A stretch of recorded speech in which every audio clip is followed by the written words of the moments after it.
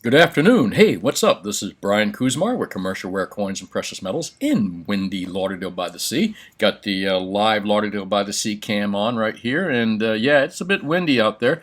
I'm hoping that the surf picks up. I'd sure like to go out and catch a wave or two. I haven't been in the water in a little while as far as on my surfboard goes. Hey, let's move along here and get into the spot prices and what I'm going to talk about. Got some interesting, I won't say a controversy, but something that different people in that talk about gold and silver markets, that to the manipulation and who's manipulating it, how and why. There seems to be some little divergence in opinion when it comes to ETFs, and I'm going to point that out to you in a little bit. You know, my mind was always kind of, I wasn't sure about ETFs exactly if they're good or bad for markets, but we'll talk about that in a moment. Let's look at markets here first before we do that. I'm going to do not much change, not much to talk about other than we're still able to buy at these really good prices, sub $1,800 and sub $25 and sub $30 level silver. The opportunities for people to go out and buy more physical stacking gold and silver bars and coins is as good as it gets, really. As far as other commodities go, look at all these other commodities, all these different metals. Oh my gosh. All the commodities market is on fire except for gold and silver. Go figure. Isn't that a bit odd? However, again, it's a great opportunity for people to keep stacking at these low levels because they're going to stay at this level until they're not. I know that sounds simplistic. It is. However, sub $2,000 gold, sub $30 silver, sub $1,500 platinum. I believe platinum should be at least pretty close to gold, and not it doesn't have to be the same price, but it's way off as far as the mark goes, in my opinion. So when we start seeing higher prices one day, you're going to look back at these prices and go, man, that was a great opportunity to buy. I'm glad I did. Or hopefully that's what you'll say. I don't want to hear people say, well, I wish I had bought more. And there's going to be a lot of people that there's people in life that wish they'd done a lot of things. In fact, I'm one of those people that wished I'd done things differently somewhat too. Who doesn't wish they'd done something different or wish they had done something that they didn't do?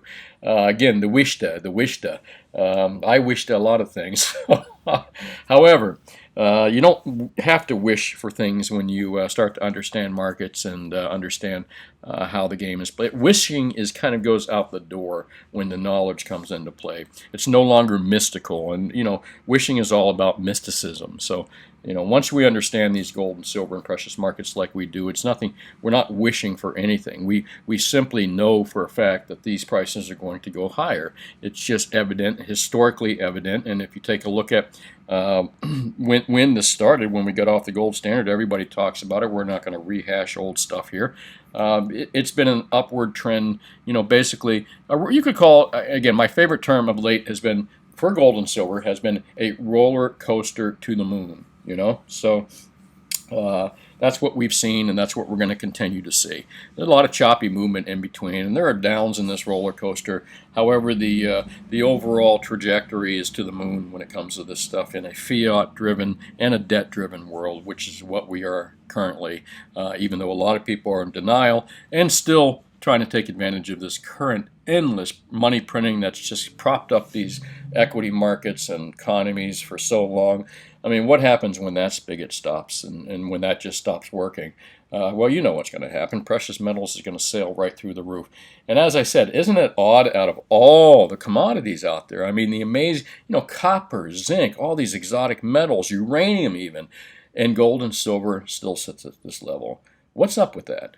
We'll get into that in a moment. Let's take a look at, let's get into that right now, actually. The controversy I spoke about a little bit earlier is a controversy between, I think there's gentlemen like Andrew Maguire and gata.org. They refer more to gold, but they also talk about silver as well.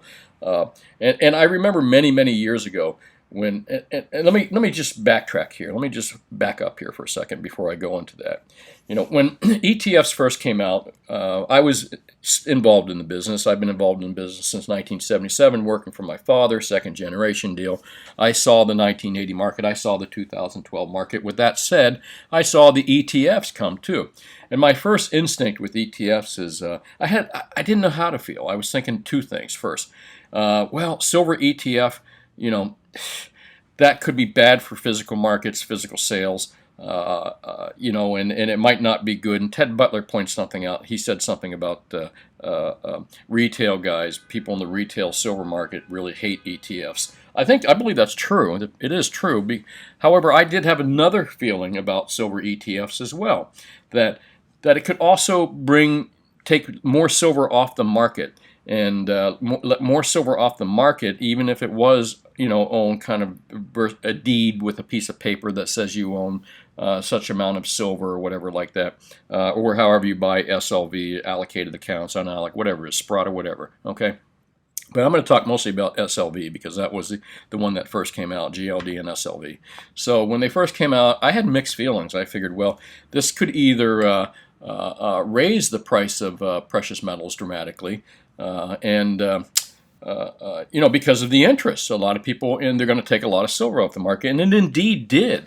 When the SLV and GLD was created, it seems that it did have a effect on the market. I don't have a chart here on exactly when it started, but I do believe that there was interest, and it did cause. I believe it was causing gold and silver prices to climb. However, there's also a lot of manipulation in these markets too, as a lot of people like Andrew Maguire and Ted Butler point out. But where I notice that there's a difference, Ted Butler seems to think that the people that sell physical retail silver, and again, I couldn't.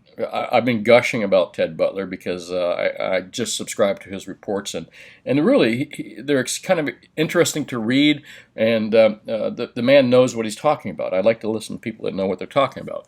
However, he points out that there seems to be a lot of people that don't like ETFs in the silver market, and this kind of confounds him a little bit. And Ted comes from a technical trading side. I don't know if he comes from the retail trading side. However, I can say to Ted basically is, well, there's a lot of mixed emotion about this, Mr. Butler, when it comes to ETFs being good or bad for the market. And there's also some controversy out there because you've got folks like gata.org, you've got people like Andrew Maguire out there that talk about these ETFs and being leveraged, over-leveraged, or hypothecated, or that they really don't, they may have, a million ounces. I'm just saying this, a million ounces there, but it's spread out amongst 100 different people, not necessarily, 100 people own 1 ounce, that type of thing. So what he was saying is that they didn't have enough gold or silver, and Andrew Maguire said this a couple times.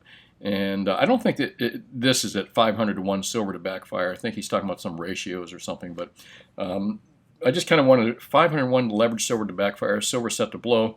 This is not too long ago, but Andrew Maguire and gata.org talk about and have talked about how these ETFs, again, they've got the gold, but they've got more people that would claim ownership to that gold than they actually have gold. So there's where the controversy goes when you've got experts out on YouTube and you've got people that, like Andrew Maguire, I think he's also a precious metal trader at one time. They called him a whistleblower for doing something, I kind of forget what. And then talking about you can't trust these ETFs. And the other thing I'd like to point out too is, from a personal standpoint, yeah, there is probably some jealousy amongst retailers when it comes to SLV, GLD, but the retailers have a big advantage in one manner, and something that the ETFs don't have, which is security and third-party risk. Once the dealer has transferred that metal over to the customer no longer has any third-party risk whatsoever. That's including the risk of that company going bellying up. The risk of that company maybe is really heavily leveraged, but I don't believe Ted Butler believes that. And again, I don't know what to believe as far as are they heavily leveraged? Do do they own enough gold to back up the SLV? Do they, silver to back up SLV? Do they own enough gold to back up GLD? These are questions I really don't know. I kind of trust that Ted Butler could show us. I'd like to see kind of an interview between the people that believe that ETFs are not don't have the metal to back it up, and gentlemen like Ted Butler that believe they do have the metal to back it up. I'd like to kind of see a little civil debate between these type, Ted Butler and Gata.org or Andrew Maguire. But I believe that Ted Butler has the data to kind of show that they may have this metal.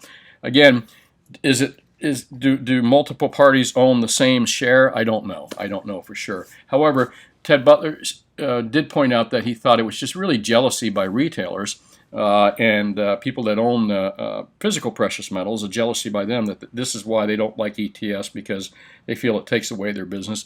Part of that may be true. However, there is a huge mistrust with SLV and GLD and the people that run them and the people that so there's huge mistrust in that. So Ted might be missing that mistrust out. Why he thinks that a lot of people in the physical markets don't trust SLV or GLD. So and there seems to be sometimes some smoke showing there, and where there's smoke, there may be fire. Again, I am not qualified to say this for sure, but I found that this is an interesting controversy amongst people that are in the gold and silver sphere of experts. As far as manipulation go, who manipulates and who doesn't. One of the things that Ted Butler does talk about is the manipulation by the big short commercial banks and the commercial banks and the managed money out there, and this stuff he backs up with data and everything, and you cannot argue with Ted Butler's research and his data when it comes to manipulation by the big 4 to 8 short positions in the silver market. He doesn't talk a lot about. He talks a little about the gold market as well. So. So the silver market, he really shows how that market is manipulated by these bank positions. However, is silver and gold manipulated by ETFs? I don't know. There's the question. Ted Butler seems not to think so. And then you've got guys like Andrew Maguire and Gata.org that believe that. Unless I've misunderstood their arguments, which I very may well have, as have probably millions of other people that have heard about manipulation in gold and silver markets. Unless I mixed it up, I would like to see a show with Andrew Maguire, Gata.org, and Ted Butler discussing the benefits, the pros and cons of ETFs. That would be a great show. Well, let me move into, we were just talking about Gata.org, and let's look at gold manipulation, how, why, and how long. And this gets into a little lengthy thing. And let's kind of read this section right here, though. Again, we're talking about manipulation. And gold has remained so important that Western governments, particularly the U.S. Treasury and its Exchange Stabilization Fund, the U.S. Federal Reserve, and allied governments and central banks manipulate the gold market every day, even hour by hour, to control and usually suppress the monetary's metal supply. Well, for you folks out there that are silver buyers, and you say, well, I don't care about this. I don't really buy much gold. My play is in silver. You can trust me, silver follows gold. So if the gold price is suppressed, it is going to be pretty damn obvious that the silver price will be just as depressed, okay? To some point, to a certain point. Now, maybe the ratios will tighten up a little bit, maybe silver will get hot for a little bit, but ultimately, the silver to gold ratio, historic ratio, shows that silver is going to follow its big brother or big sibling gold, okay? Period. That's it. So if the gold market is manipulated, then the silver market by proxy is definitely going to be manipulated. All right. Why have Western central banks been rigging the gold market? Again, this is GAT's .org's premise here that I've read and talked about many times, and I believe is true. It's because gold is a powerful, competitive international currency that, if followed to function in a free market, will determine the value of other currencies, the level of interest rates, and the value of government bonds. In a free market's gold performance is usually the opposite of the performance of government currencies and bonds. A rising gold price signifies the weakening of a government currencies, at least the government currencies in countries that don't produce a lot of gold. So central banks fight gold to defend their currencies and bonds against competition. The problem is that the tactics of Western central banks in the war against gold affect far more than gold. They affect markets generally and eventually destroy markets generally and damage the economies of all commodity-producing countries. This destruction of markets now has a name used even by former members of the U.S. Federal Reserve Board. The name is financial repression. Okay, and you know what? I've always showed you guys I like Investopedia, and just so we're not unclear, financial repression under, let's see if it pops up under Investopedia. Financial repression, there we go. Let's see what it is. We'll take the key takeaways here rather than read the whole thing. What is financial repression?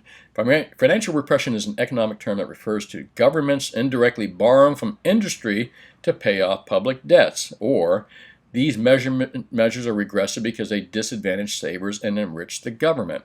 Some methods of financial repression may include artificial price ceilings, trade limitations, barriers to entry, and market control. Oh, there you go. That explains everything right there and explains the entire premise of exactly what they're talking about here in financial repression and precious metals. And that's what we got going on. Ted Butler, Andrew Maguire does a lot of videos out there, well respected in the industry as well as, and again, as a whistleblower. And I forget, what was Andrew Maguire? Let's type his name in here 1 second. Andrew Maguire and whistleblower, because I made reference to that, and let me kind of in a nutshell copy. Let's do a little search here. Where is my search? I'm going to get used to this browser here. Let's do a paste there. There we go. Paste and Andrew Maguire whistleblower. I think he's the guy they call a whistleblower. And let's find out why. Whistleblower. There. You know what? I don't like using Wikipedia, but since they kind of popped up at the top, I can't imagine them botching this one too much politically, maybe. He, British commodities trader and whistleblower, he presented evidence to United States regulators alleging the fraud that had been committed and the prices in the international gold and silver markets had been manipulated. No regulatory or legal action has been taken as a result of his accusations.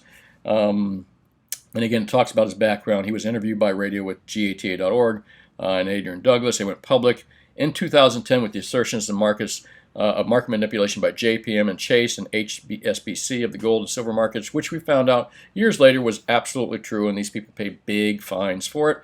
Andrew was right. He was right. The whistleblower, he went out, but nothing was done, as we know. Kind of interesting read. I wonder how Wikipedia spins this. Well, no less. There he is, Andrew Maguire, the whistleblower. So now we know, if you don't know who Andrew Maguire is, there he is right there. There he is. What else do I got going on? Well, and then you've got people like the Perth Mint from Australia. I found this right here, ETF price suppression mechanics. And it's very interesting to see a mint coming out. I don't think the U.S. Mint's done this before, and other mints have, but the Australian Mint came out and just started publishing this stuff about, sorry about that, wiping something up here, publishing the something that basically telling Andrew Maguire that he's wrong, and there are mistakes in the article that Andrew Maguire wrote here, and they wrote about truths, getting the facts straight. Do the ETFs have the gold? And they kind of go into SPDR Gold Trust perspective. It's very clear that the allocated gold back in the shares is not hypothecated. And GLD shares themselves may be able to be hypothecated, but the allocated gold sitting behind them is not.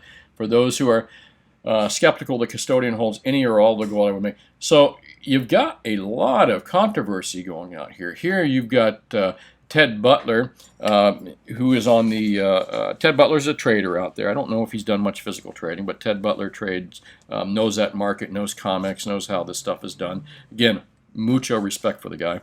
Believes that ETFs are good for precious metal markets. And again, I think, if I'm correct, he doesn't believe that they're crooked, okay? He believes they do have the metal to back it up. And then you've got GATA.org, who's kind of said the opposite, and Andrew Maguire.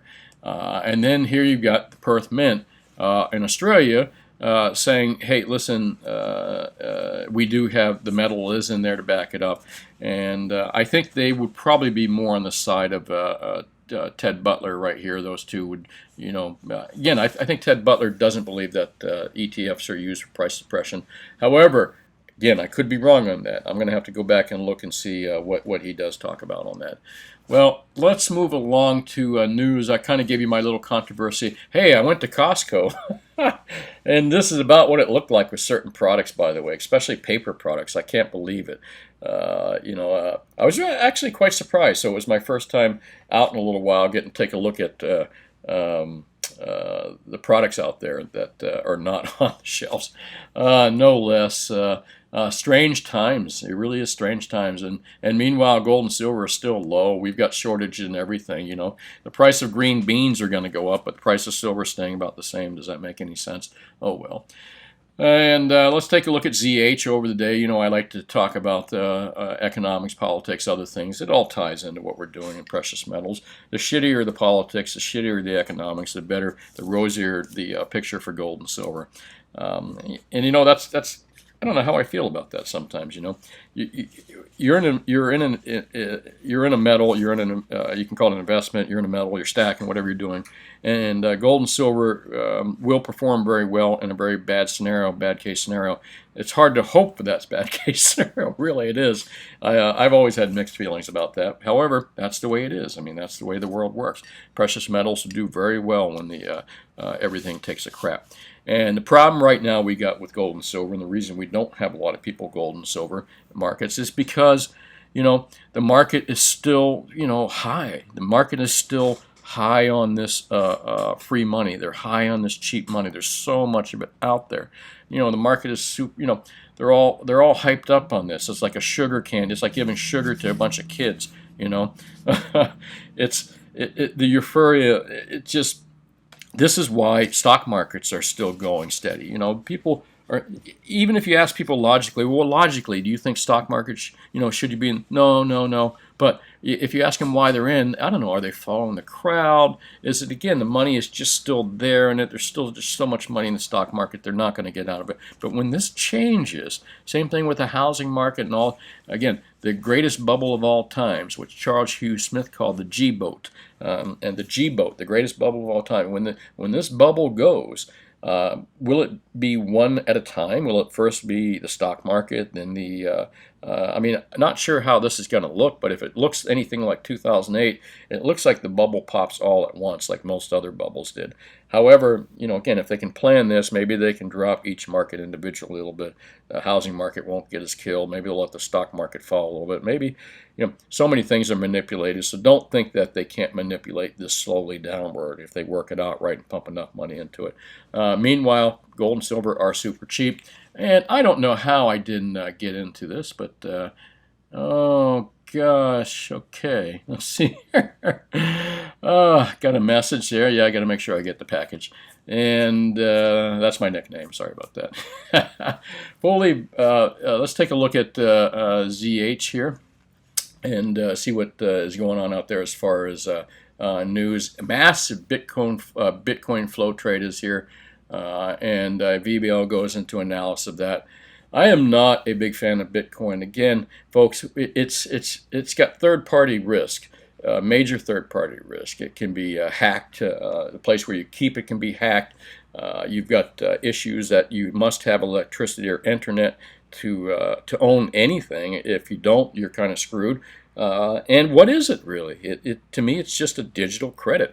I mean, I know the U.S. dollar is really just a credit, and it's no better than Bitcoin. That's for damn sure. But the thing with the dollar is it's anonymous. It doesn't require electricity. A physical dollar bill, a $100 bill. People of all economic, whether you're a billionaire, you can use a $100 bill anonymously, or whether you're poor and you're don't have a lot of money and you don't have bank accounts and you can use a dollar. You don't even require electricity.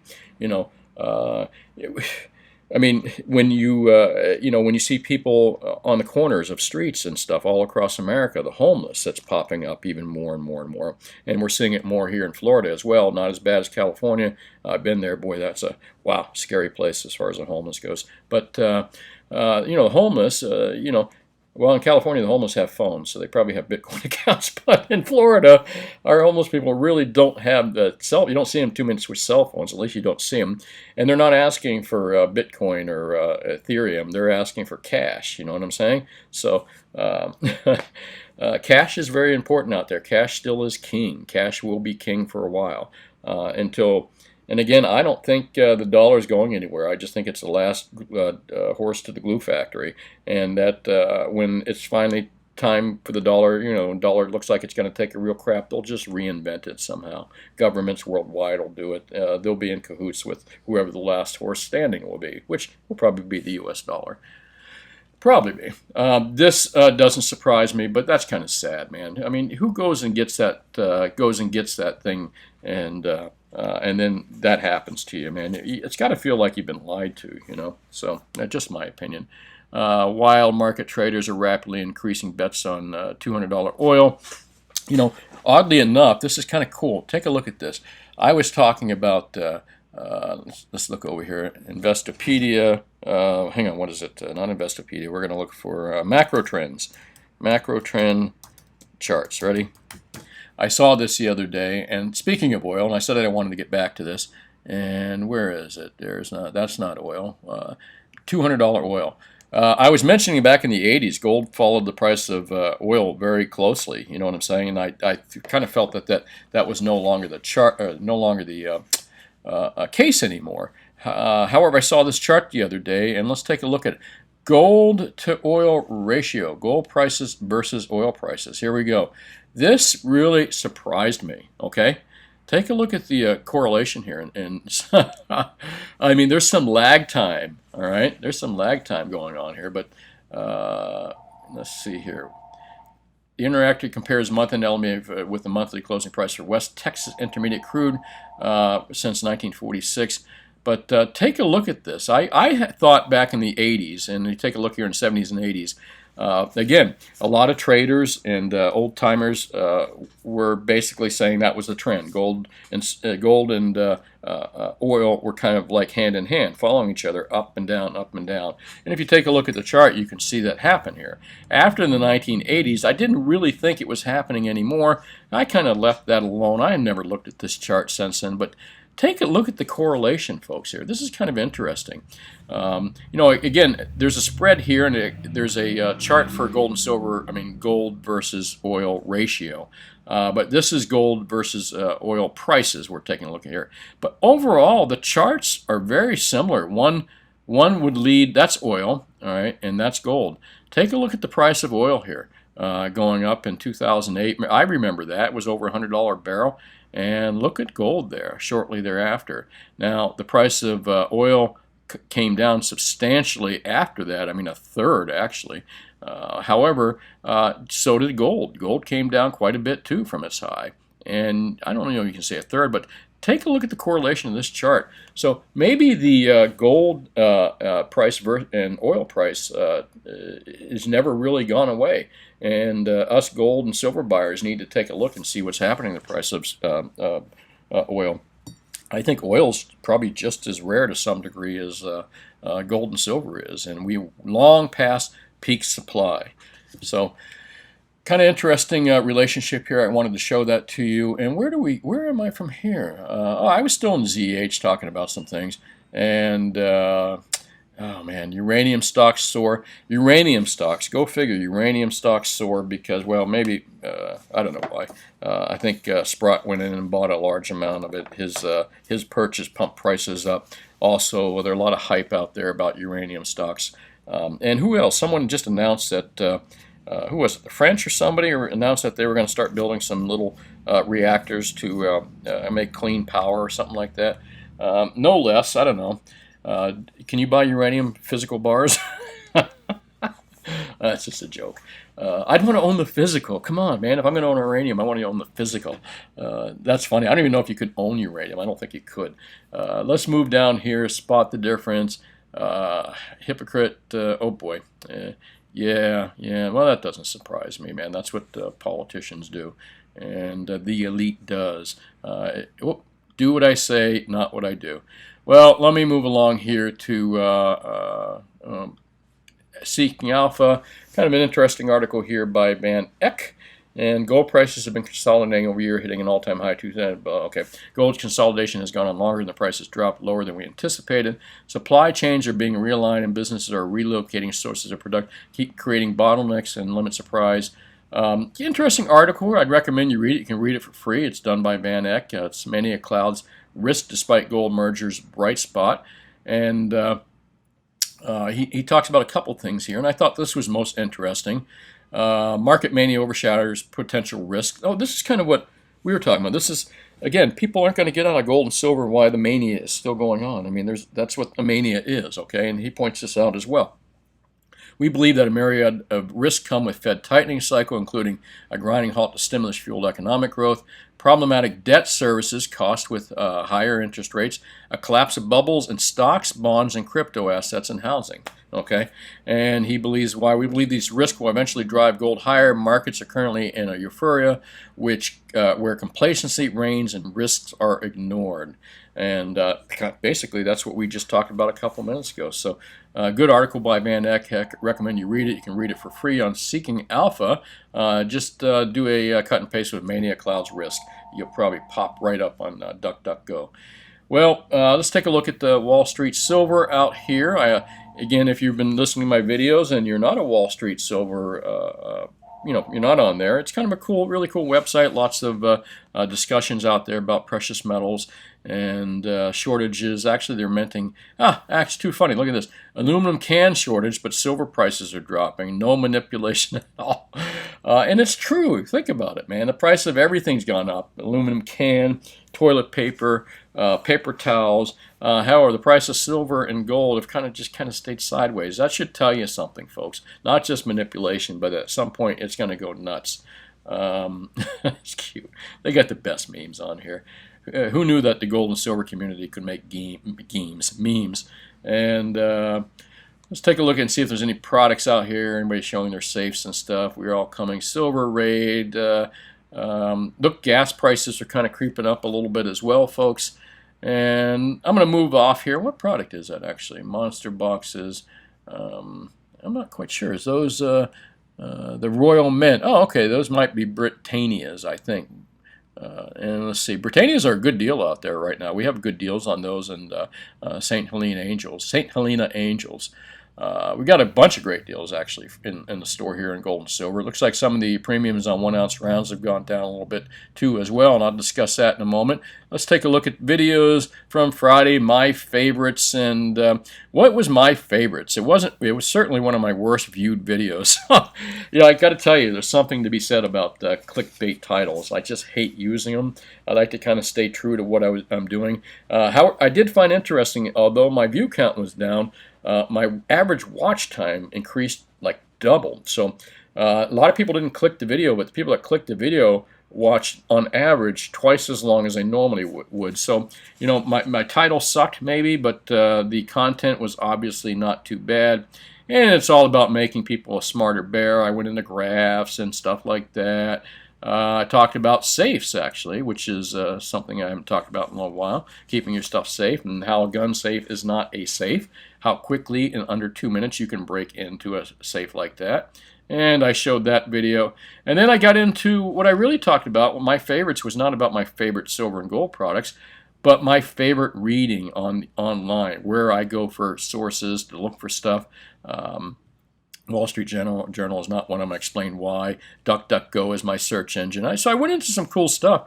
I was trying to give you what I look at and what I read to kind of give you my mindset maybe, or give you additional data and information you didn't have before that makes you smarter than the average bear. That was my whole point of my video on Friday.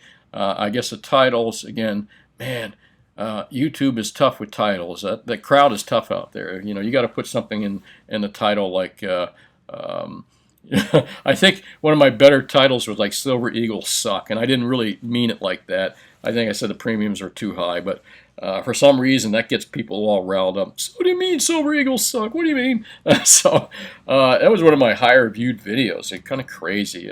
And then I watch the other videos out there, man. YouTube promote, I don't know how, but and really maybe it's just the whole society. It's not really YouTube. It's really not the media or anything like that. It's basically society wants to have clickbait titles. They want 30-second sound bites. You know what I mean? They want the sound bites. They want the, you know, grab the attention of the masses. So maybe that's what this is. It's just refined propaganda to be able to get a good clickbait title.